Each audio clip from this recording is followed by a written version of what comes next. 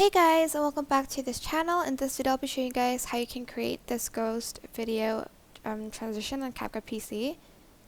So I'm just going to copy and paste the video, and on top I'm just going to make the video shorter.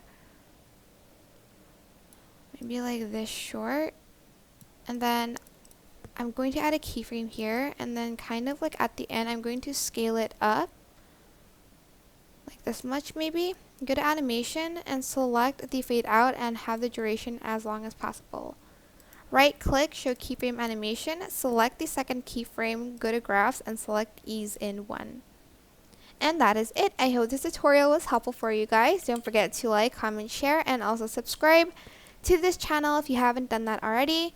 If you have any more questions, just leave it in the comment section down below and I will try my best to answer them all for you guys.